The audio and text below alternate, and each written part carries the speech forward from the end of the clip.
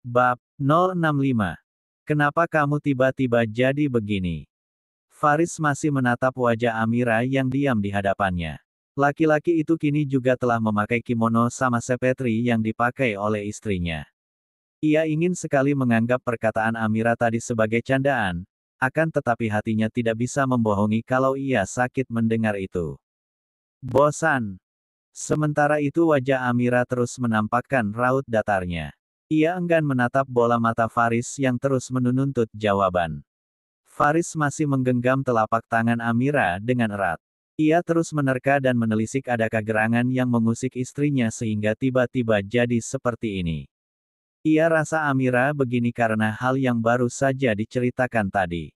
Semoga saja hal tersebut tidak mempengaruhi janin mereka. Aku mau mandi. Ayo, mandi berdua sama aku. Ajak Faris. Amira melepas genggaman erat tangan Faris pelan, lagi-lagi perempuan itu enggan untuk menatap suaminya. Aku udah bilang kan, kalau lagi gasrek sama kamu. Ya Tuhan, Faris menyusuri helai rambut dengan jari-jari tangannya. Apa salahnya? Apa yang sudah dia perbuat sampai-sampai Amira mengacuhkannya seperti ini? Aku salah apa sih, Mir? Tatapnya pada sosok yang mulai memasuki kamar mandi. Mulut Faris kembali terkunci oleh pintu kamar mandi yang tertutup. Lihat, bahkan mandi pun sekarang Amira menutup pintu. Sekarang Faris semakin yakin kalau penyebabnya adalah wanita yang Amira lihat di dekat kampus tadi. Kenapa juga Amira harus melihat perempuan itu berkeliaran? Membuat hubungan mereka mendadak rumit saja. Beberapa saat kemudian, setelah Amira selesai mandi, Faris masih kesulitan untuk membujuk istrinya itu. Sumpah aku benar-benar gak ngerti kamu kenapa. Apa jangan-jangan tadi aku terlalu kasar sama kamu?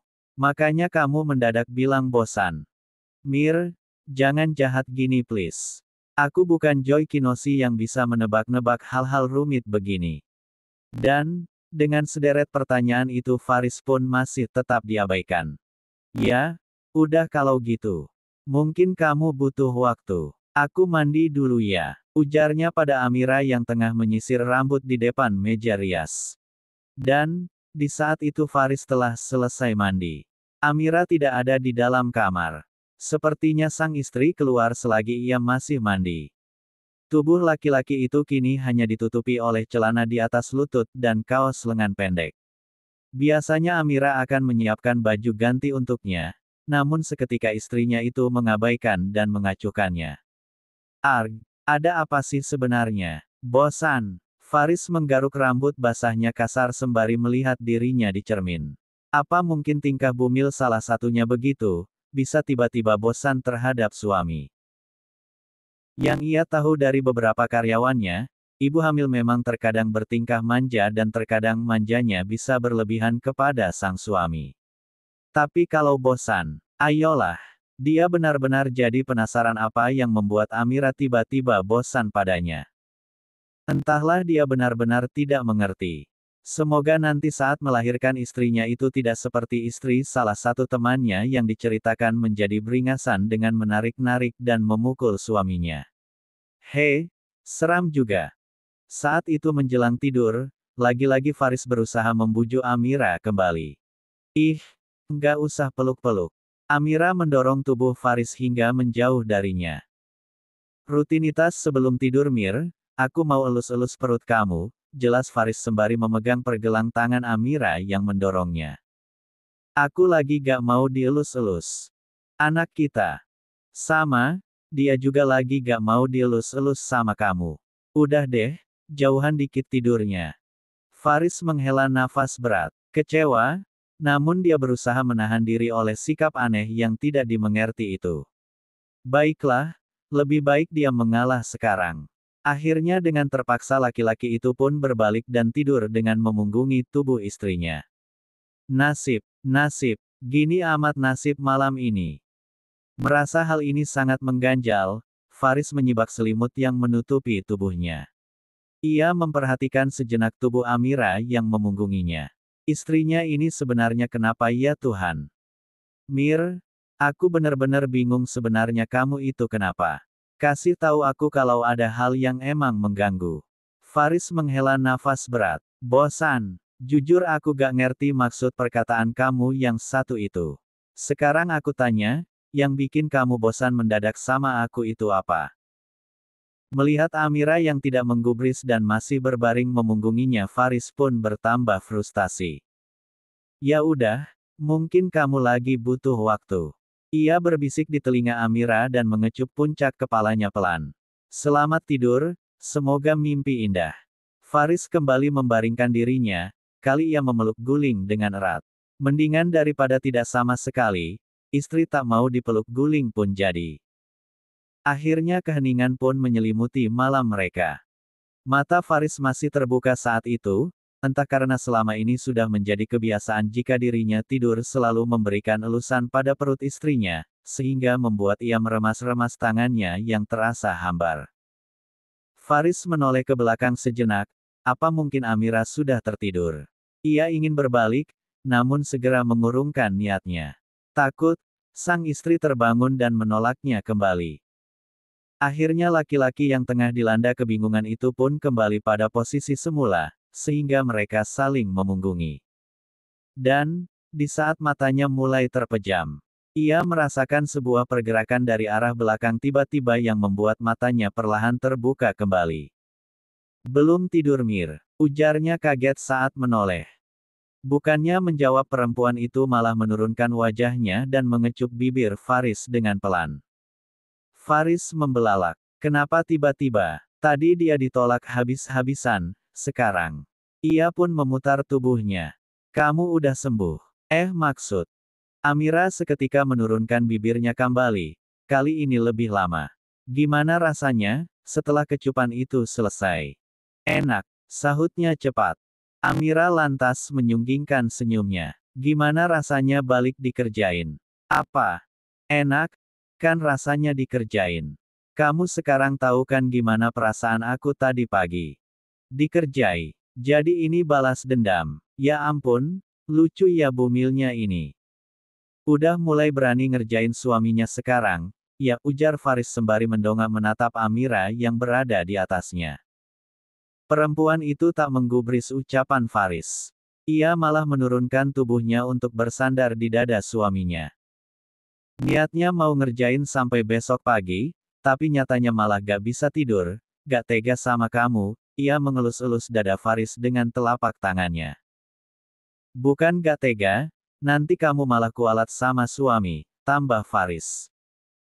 Amira kemudian mengangkat kepala untuk mempertemukan wajahnya dengan wajah Faris. Kamu juga, tadi pagi ngerjain aku. Sakit hati aku tahu gak? Faris benar-benar menahan senyum di bibirnya. Saling mengunci tatapan beberapa saat. Iya deh, maaf. Aku gak akan ngulangin lagi. Sumpah dikerjai sama kamu kayak tadi gak enak banget Mir. Faris mengangkat kedua jarinya. Melihat hal tersebut Amira terkekeh pelan.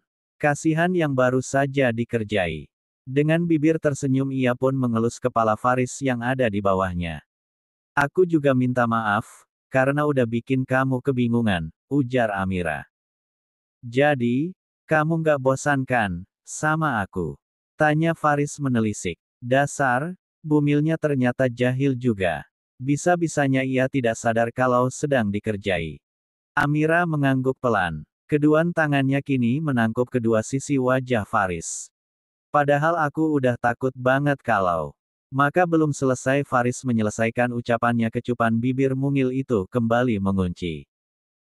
Faris menerima kecupan itu hingga kemudian mereka saling memaut, dan menyusupkan indera perasa masing-masing. Menerima pelukan Amira pada kepalanya dengan mesra. Selesai oleh ciuman itu mereka pun kembali saling menatap.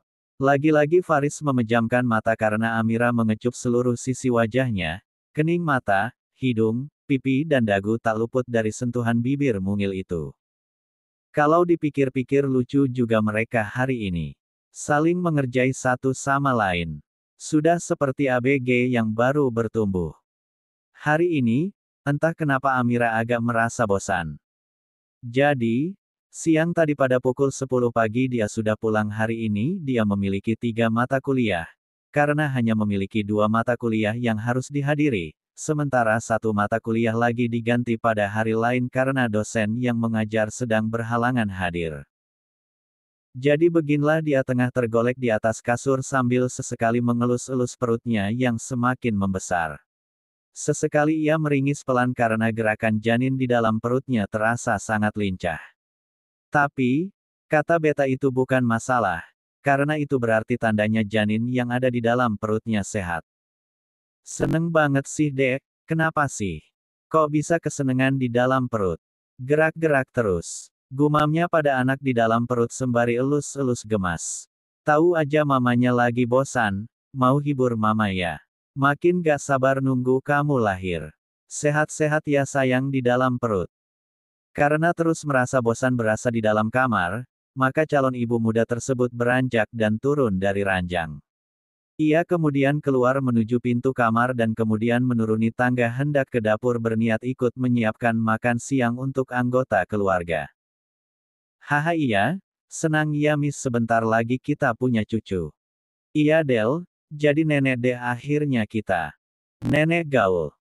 Mendengar suara obrolan dan gelak tawa dari dapur, Amira pun langsung bergegas melangkah menuju ke sana. Sepersekian detik kemudian ia melihat Mama Adele dan Mami Miska yang tengah memotong buah dan menyiapkan makan siang pun langsung menoleh ke arahnya. Bu Mil turun juga rupanya, seru Mami Miska yang langsung meletakkan pisau buah di tangannya ke atas meja lalu mengelap tangannya dengan tisue. Mami dari kapan di sini? Mami nggak kerja? Tanya Amira yang langsung menghampiri dan memeluk maminya. Belum lama, Mami ambil cuti sehari. Jawab Mami sembari membalas pelukan putrinya dan cepika-cepiki. Romeo?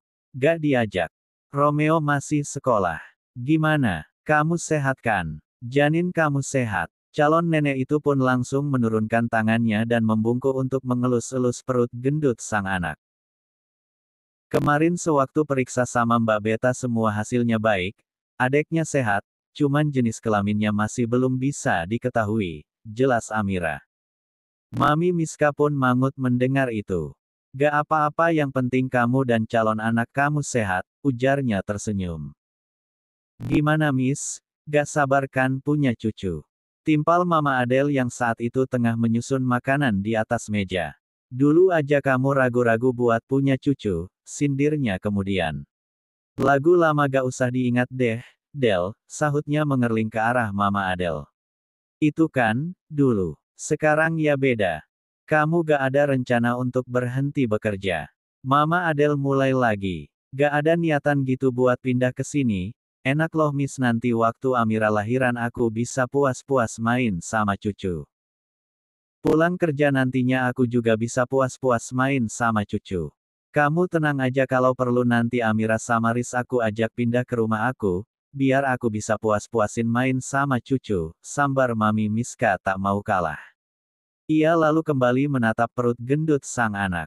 Iya deh ya, nanti kalau nenek kangen, nenek culik kamu dari sini biar nenek kamu yang satu itu tahu rasa. Melihat hal tersebut Mama Adele pun mengerling dan mencebik. Gak bisa, jangan main culik-culik. Cucu aku ini, usapnya menggeser pelan Mami Miska dari Amira. Iya, cucu nenek iya. Mama Adele menatap perut itu mengajak berkomunikasi dengan suara dibuat seperti anak kecil. Cucunya nenek cepetan lahir ya, biar nenek bisa gendong. Timang-timang cucu. Waduh, udah cocok banget Del. Kamu ngomong udah kayak nenek-nenek, ledek Mami Miska. Amira hanya bisa tersenyum dan geleng-geleng kepala melihat tingkah dua calon nenek ini. Cucunya belum lahir pun sudah diperebutkan. Belum lahir aja udah jadi rebutan nak. Gimana kalau udah lahir nanti? Bisa heboh deh kedua nenek kamu. Ini aja udah rempong. Saat itu di sela-sela makan siang keluarga. Kakek yang tadinya ada kesibukan lainnya di kolam ikan belakang rumah kini juga telah bergabung bersama mereka. Lagaknya mendadak tidak disibukkan oleh aktivitas sebagai pemimpin perusahaan masih belum terbiasa bagi kakek. Jadi kakek terus-terusan mencari kesibukan. Akan tetapi sebagai pemilik dari perusahaan yang kini telah dipimpin oleh cucunya tentunya kakek masih mengawasi segala macam gerak-gerik dari jalannya perusahaan yang ia bangun tersebut. Tiba-tiba di tengah kegiatan makan siang tersebut, sosok Faris hadir di antara mereka. Laki-laki itu terlihat mendekat sembari melonggarkan dasi dari kerah bajunya. Di saat semua mata tertuju menyambut kehadiran ia dengan tersenyum sumringah, Faris pun langsung menggeser kursi kosong dan membawanya di samping Amira. "Hai calon ibu dari anak-anakku. Gimana kamu, senang kan aku tiba-tiba ada di sini?" Amira yang tadinya terperangah karena terkejut akan kedatangan tiba-tiba itu langsung tercengeh, mengangguk, dan tersenyum. Ngegombalnya langsung to the point ya. "Kamu gak kangen sama aku?" tanya Faris lagi. Mana ekspresi seorang istri yang merasa senang melihat suaminya. Mata Amira membulat sembari sesekali melihat ke arah semua orang yang ada di meja. Ia pun memberi isyarat kepada suaminya untuk tidak menebar gombal, rayuan, dan juga keromantisan untuk saat ini. Kakek yang melihat hal tersebut berdeham. "Kenapa kamu pulang? Soal perusahaan gimana kalau kamu di sini?" tegur kakek yang membuat suasana tiba-tiba jadi serius. "Aku titip kerjaan sama Bang Aldi sebentar," jawab Faris dengan hati-hati. Mama Adele yang tahu suasana jadi seram langsung membuka suara. "Iya? Kamu kenapa pulang? Kangen masakan rumah?" lirih Faris pelan. Mama Adele mengernyit. "Iya apa? Jangan kambing hitamkan masakan rumah, bilang saja kalau kamu kangen istri," celetuk kakek kemudian yang membuat suasana semakin tegang. Lalu hening. Tapi kakek sepertinya sadar suasana tiba-tiba serius akibat ulahnya. "Gak apa-apa, sekali-sekali makan siang di rumah demi bertemu istri. Kakek dulu juga pernah muda jadi tahu rasanya," tambah kakek.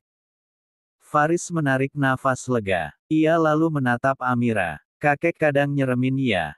Amira yang mendengar bisikan itu langsung mencubit pinggang Faris pelan dan melotot.